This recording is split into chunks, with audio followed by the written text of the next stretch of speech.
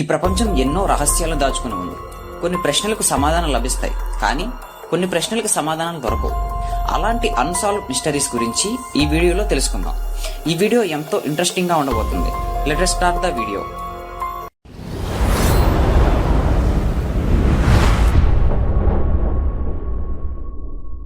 Malaysia airlines విమానం అదృశ్యం.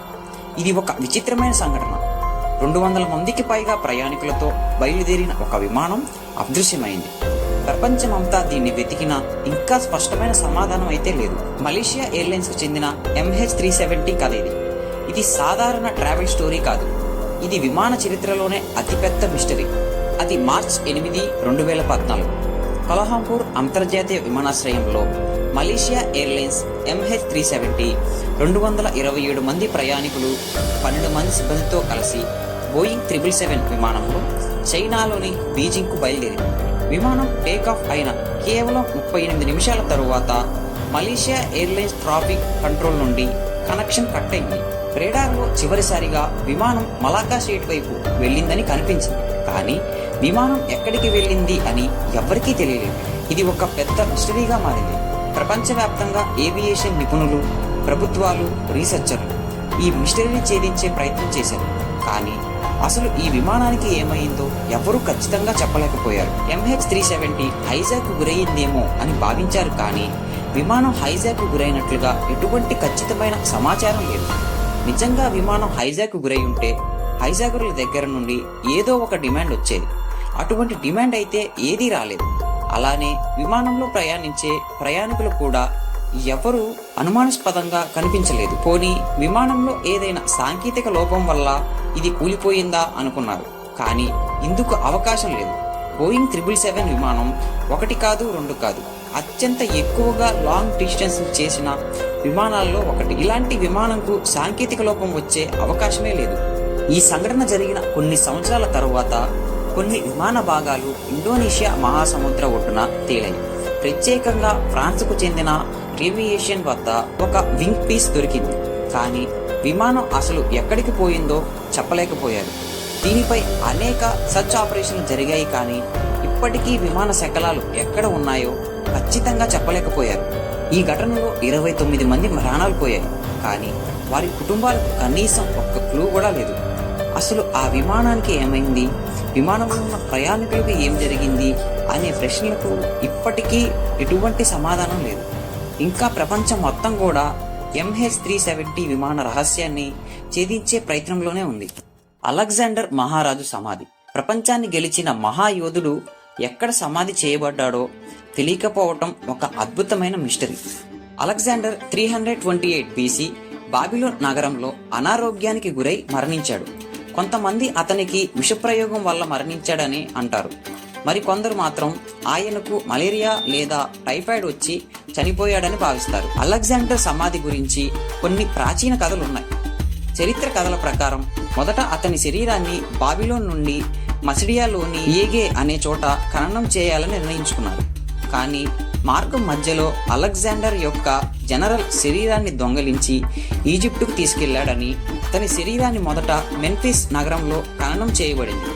ఆ తరువాత పాటమీ కుటుంబానికి చెందిన మరో రాజు అలెగ్జాండర్ సమాధిని అలెగ్జాండ్రియా నగరంగా మార్చాడు. 3వ శతాబ్దంలో అలెగ్జాండర్ శరీరాన్ని అలెగ్జాండ్రియా నగరంలోని ఒక ప్రత్యేకమైన సమాధి మందిరంలో ఉంచారు. రోమన్ చక్రవర్తులు మరికొందరు ఆ సమాధిని దర్శించినట్లు చరిత్రలో ఆధారాలున్నాయి. అయితే కాలగమనంలో భూకంపాలు, యుద్ధాలు, నది మార్గాల మార్పు వంటి వాటి కారణంగా అలెగ్జాండర్ సమాధి స్థలం మాయమైంది. అనేక మంది చారిత్రకారులు, పురావస్తు శాస్త్రవేత్తలు ఈ సమాధిని వెతుకుతున్నారు. 19వ శతాబ్దం నుండి ఇప్పటి వరకు 140కి పైగా స్థలాలలో అలెగ్జాండర్ సమాధి ఉందని భావించి తవ్వకాలు జరిపారు. అలెగ్జాండ్రియాలోని కొన్ని ప్రదేశాలలో పురావస్తు అవశేషాలకు దొరికినా అవి నిజంగా అలెగ్జాండర్ సమాధికి సంబంధించినవేనా అన్నది ఇంకా తెలియలేదు. అలెగ్జాండర్ మహారాజు సమాధి ఇప్పటికీ చరిత్రలో ఒక పెద్ద మిస్టరీగా ఉంది. అలెగ్జాండర్ సమాధి అలెగ్జాండ్రియాలోనే ఉందా, లేదా అది పూర్తిగా నాశనమైందా? ఇవి ఇంకా తెలియవలసి ఉన్న ప్రశ్నలు. వీడియో ఇక్కడ వరకు చూశారంటే మీకు ఈ వీడియో ఖచ్చితంగా నచ్చే ఉంటుంది. మీకు ఈ వీడియో నచ్చితే మీ మొబైల్ ని కొంచెం టిల్ చేసి కింద కనపడుతున్న సబ్స్క్రైబ్ బటన్ సబ్స్క్రైబ్ చేసుకోండి.